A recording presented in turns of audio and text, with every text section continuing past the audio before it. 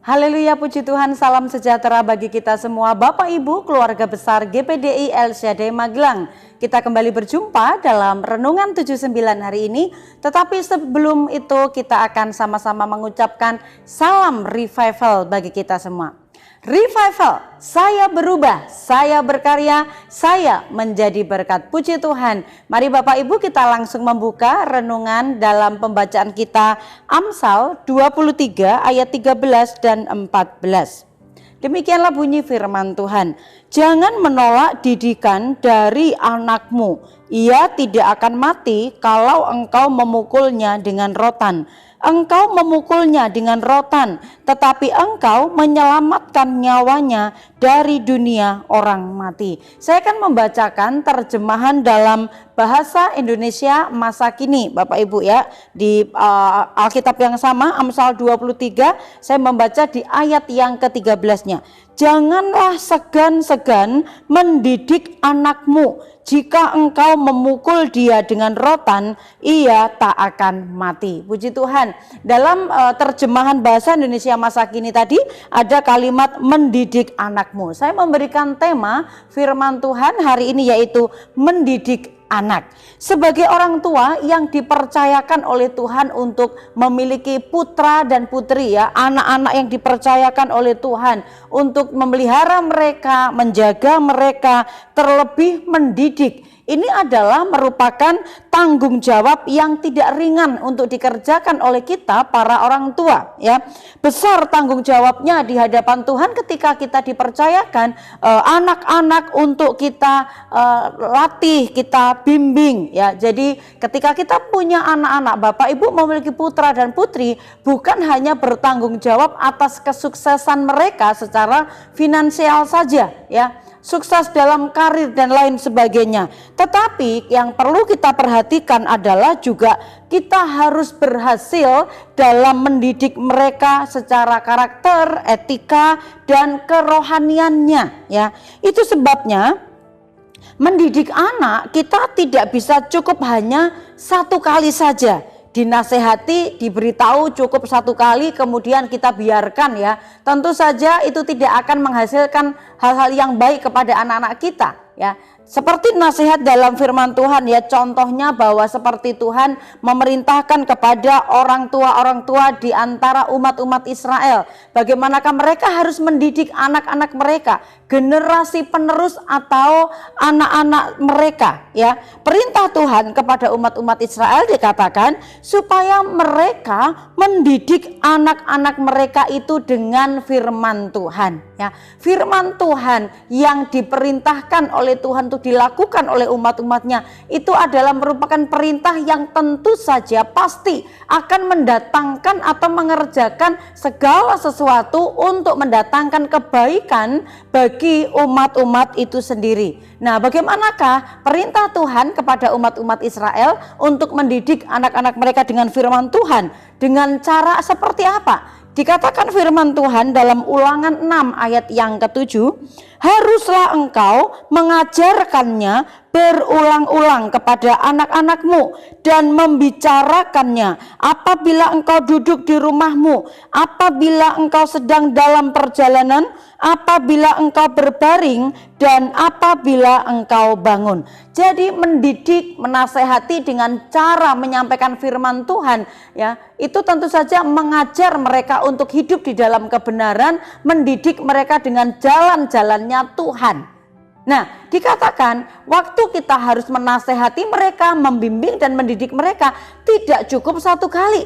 Seperti nasihat firman Tuhan di situ dikatakan menasehati, menyampaikan, harus membicarakan berulang-ulang. Tidak cukup kita memberikan nasihat itu kepada anak-anak kita satu kali cukup, tidak. Tetapi seperti kata firman Tuhan, harus dinasehati itu berulang-ulang kepada mereka. Mengapa mendidik anak-anak kita itu harus berulang-ulang, Bapak Ibu ya? Karena anak-anak kita khususnya yang ya namanya masih anak-anak atau mungkin menginjak usia remaja ya, menjelang masuk kepada usia pemuda, mereka itu masih punya sifat yang mudah menyepelekan, mudah mengabaikan. Mereka tidak langsung bisa mendengar atau memperhatikan apa yang disampaikan oleh para orang tua. Meskipun secara telinga mungkin mendengar, tetapi mereka bisa dengan mudah mengabaikannya atau menyepelekannya. Oh, orang tua itu kolot, oh orang tua itu kuno, ya.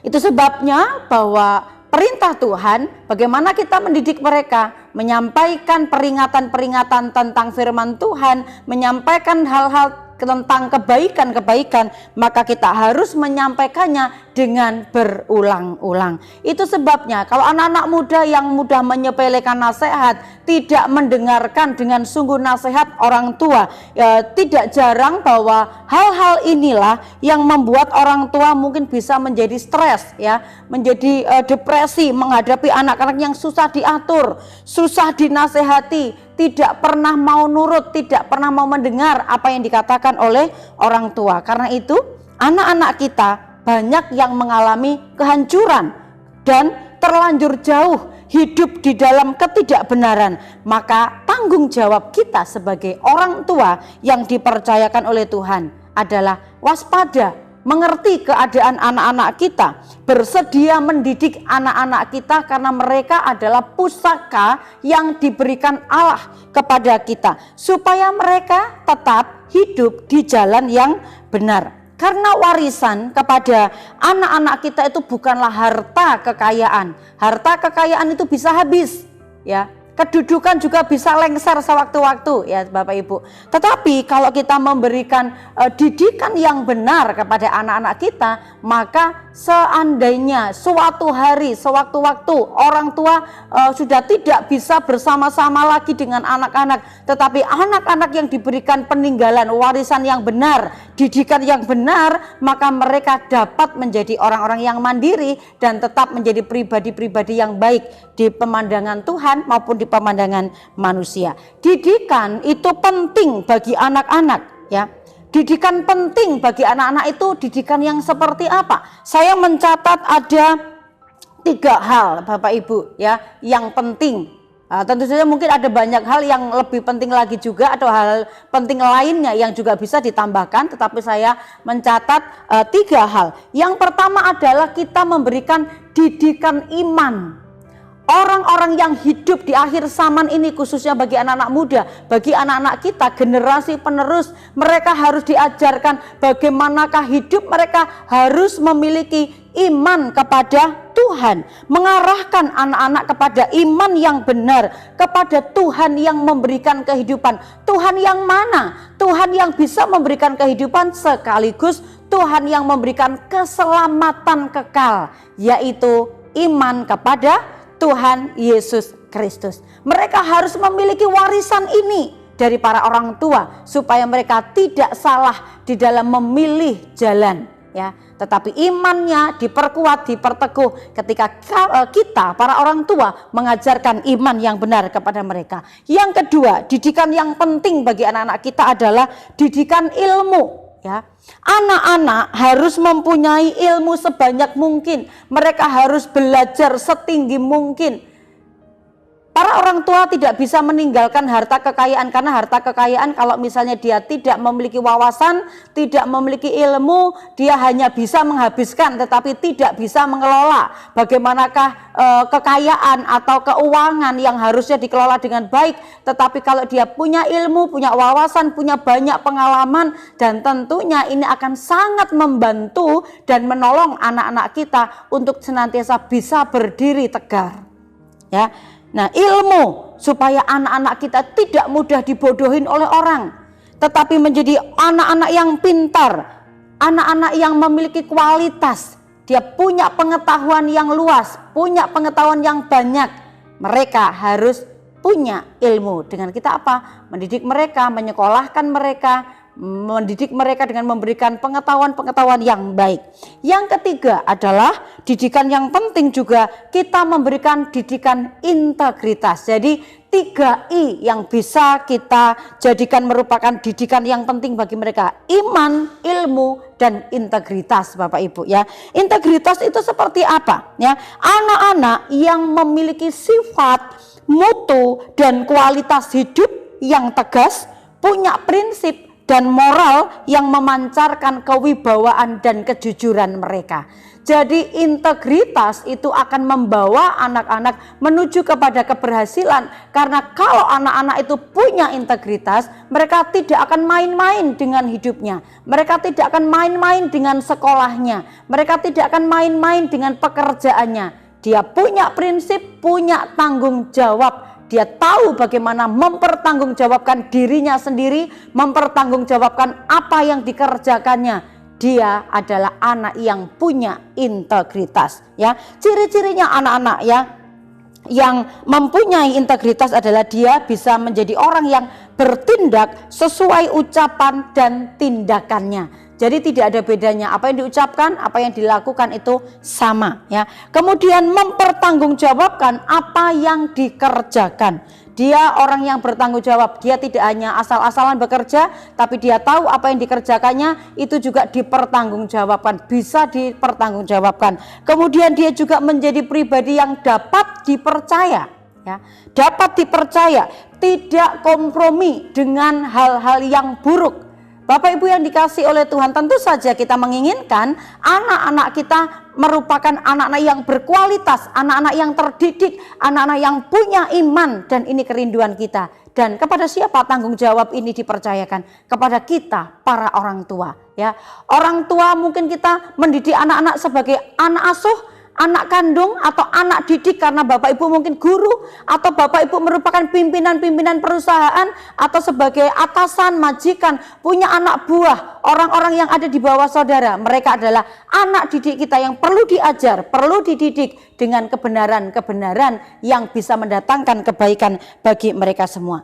Dari ketiga didikan yang penting ini kita dapat ambil satu ayat pokok seperti dalam firman Tuhan yang berkata, ya, Amsal 1 ayat yang ke-7, takut akan Tuhan adalah permulaan pengetahuan, tetapi orang yang bodoh menghina hikmat dan didikan. Kalau anak-anak kita ini takut akan Tuhan, dia pasti punya iman kepada Tuhan. Kalau anak-anak kita ini takut akan Tuhan, pasti dia akan terus belajar dan belajar memperlengkapi dirinya. Kalau anak-anak kita ini takut akan Tuhan, pasti dia punya integritas, hidupnya jujur, bertanggung jawab, dan dapat dipercaya dimanapun mereka berada. Tentunya ini akan menjadi kesukaan, kebanggaan bagi kita para orang tua, sehingga kita tidak takut meninggalkan mereka ketika mereka mungkin harus berada sendirian di kota lain, ya, mereka mungkin bekerja di tempat lain atau kuliah di tempat lain. Kalau kita mendidik mereka, membekali mereka iman, ilmu, dan integritas, mereka menjadi pribadi-pribadi yang luar biasa. Keuntungannya kalau kita mendidik anak-anak kita, Bapak Ibu, dalam Amsal 29 ayat yang ke-17 di sana dikatakan mereka itu akan menjadi anak-anak yang mendatangkan ketentraman dan sukacita. Apa kata bunyi firman Tuhan itu? Didiklah anakmu, maka ia akan memberikan ketentraman kepadamu dan mendatangkan sukacita kepadamu. Haleluya. Akibat buruk apabila kita tidak mendidik anak-anak kita, Bapak Ibu, ya, anak itu akan berjalan semaunya sendiri, merasa tidak salah karena tidak pernah ditegur ketika dia melakukan kesalahan. Dia bisa terjerumus dalam kegelapan kehidupan dunia ini. Dia bisa hidup dalam pergaulan yang salah. Dia bisa hidup dalam dosa yang membawa mereka kepada kematian kekal atau kepada neraka. Itu sebabnya dalam ayat tadi dikatakan rotan, ya, atau pukulan, memakai rotan itu tidak akan membuat anak-anakmu itu mati, tetapi justru akan membawa kepada keselamatan. Artinya kalau kita mendidik mereka dengan ketegasan, kedisiplinan, membawa mereka mendidik dengan hal-hal yang baik, itu akan menyelamatkan hidup mereka. Efesus 6 ayat yang keempat. Dan kamu bapak-bapak janganlah bangkitkan amarah di dalam hati anak-anakmu, tetapi didiklah mereka di dalam ajaran dan nasihat Tuhan. Kalau dalam terjemahan firman Allah yang hidup, dan sekarang sedikit nasihat kepada para orang tua. Jangan terus-menerus menggusari dan mencari-cari kesalahan anak-anak saudara sehingga membuat mereka marah dan jengkel.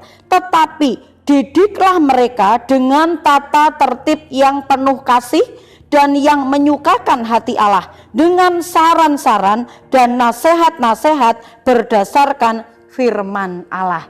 Tentu saja kita orang-orang yang percaya kepada Tuhan, tahu firman, mari kita ajar, didik anak-anak sesuai dengan perintah-perintah Tuhan, sehingga hidup mereka juga boleh menjadi orang-orang yang menyukakan hatinya Tuhan. Puji nama Tuhan, kita bersyukur buat setiap firman Tuhan yang kita boleh dengar. Saya percaya Bapak Ibu senantiasa diberkati. Dan terima kasih bagi Bapak Ibu yang dengan setia mendengarkan Renungan 79 setiap hari. Dan apabila Bapak Ibu ingin menyampaikan kesaksian atau menyampaikan pokok-pokok doa secara khusus, Bapak Ibu dapat menyalurkannya melalui chat WhatsApp 0813 274 20088. Mari kita bersyukur, mari saling mendukung dan mendoakan sebagai keluarga di dalam Tuhan. Kita menerima firman Tuhan ini dengan menutupnya di dalam doa. Terima kasih Tuhan, kami bersyukur sebab Engkau yang mengasihi kami. Kami percaya setiap firman-Mu mendatangkan kebaikan. Ketika kami mau taat, percaya dan melakukan firman-Mu, firman-Mu yang hidup itu akan terus menolong dan mengubahkan pribadi kami lebih baik lagi. Terima kasih, berkati umat-umat-Mu, GPDI LCD Magelang Tuhan, supaya hidup kami hidup yang sesuai dengan kebenaran firman Tuhan. Kiranya negeri umat-umat-Mu diberkati oleh Tuhan dengan yang terbaik dari langit, dengan air embun dan dengan air samudra raya yang ada di bawah, dengan yang terbaik dari yang dihasilkan matahari dan dengan yang terbaik dari yang ditumbuhkan bulan. Terima kasih, kami terima firman-Mu dengan ucapan syukur dalam nama Yesus. Haleluya. Amin.